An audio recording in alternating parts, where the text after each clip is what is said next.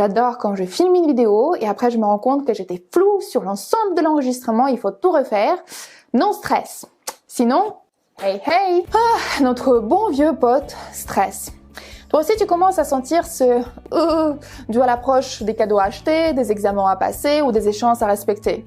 Ou peut-être en amont de tout ça, tu déménages comme moi. Voyons dans cette vidéo ce qui se passe dans ta tête et dans ton corps quand tu es dans cet état, mais surtout ce que tu peux faire pour combattre efficacement le stress. Bon, si tu veux pas écouter tout le blabla sur la neurophysiologie du stress, je t'invite de sauter dans cette partie de la vidéo où je partage les résultats d'une expérience qui m'ont complètement changé le regard sur ce que je peux faire pour gérer le stress. Moi, c'est Oliana, psychologue cognitiviste, et je te dis bienvenue sur la chaîne Dans les cerveaux d'une psy, où tu peux apprendre à vivre en harmonie avec tes émotions. Sais-tu que ton corps et ton cerveau réagissent aux embouteillages, disputes ou manque de likes sur Instagram de la même manière, comme si tu te trouves en danger physique et que tu dois fuir les lions? Et je n'exagère même pas. Regarde ce qui se passe à l'intérieur de toi quand tu es dans cet état. Tout commence dans le thalamus, qui reçoit et analyse les informations provenant de tes sens. Par exemple, si tu vois un visage de ton patron mécontent, c'est ton thalamus qui va en réagir en premier. Ensuite, les thalamus sollicitent les centres de la peur de ton cerveau, les amygdales. Ces dernières vont envoyer un signal vers le cortex moteur pour que tu te bouges et que tu te mets en action. Un autre signal s'active dans l'hypothalamus, parce qu'il suffit pas juste de bouger, mais il faut avoir de l'énergie pour le faire dans la durée. Et ce sont nos hormones qui le permettent.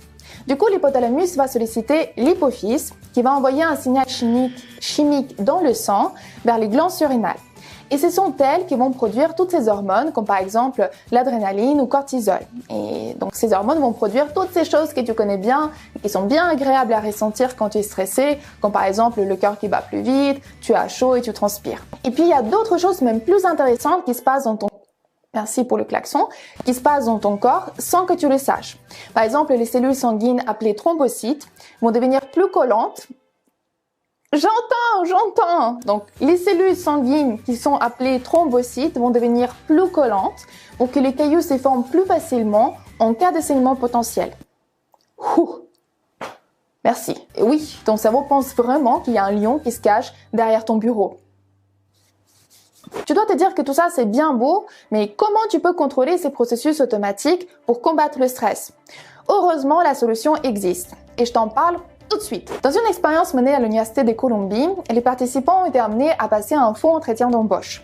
Mais avant, ils ont été divisés en deux groupes pour visionner deux types de vidéos sur le stress. La première vidéo commençait avec un avertissement de type « La plupart des gens savent que le stress est négatif, mais la recherche montre qu'il peut être même encore plus nuisible qu'on ne le pense. » Et dans la seconde vidéo, l'avertissement était de nature un peu plus surprenante. La plupart des gens savent que le stress est négatif, mais en réalité, la recherche montre qu'il peut nous booster. Et dans cette vidéo, on expliquait que le stress peut augmenter ta performance, améliorer tes capacités de mémorisation et de l'attention. Et ensuite, les participants ont passé un faux entretien d'embauche. Les chercheurs ont fait exprès être très stressants.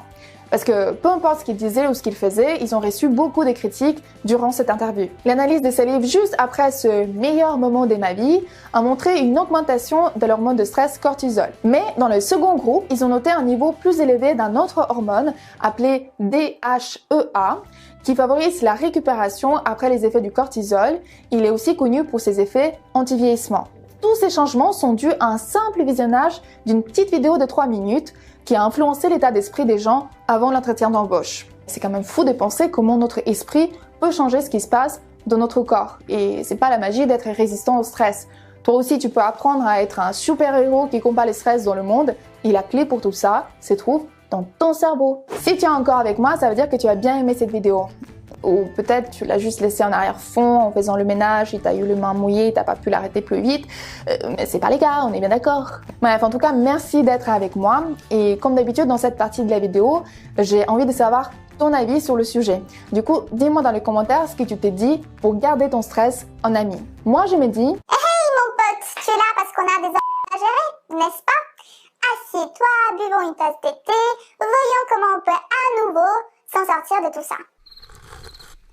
Oui, c'est comme ça que je parle à mon stress.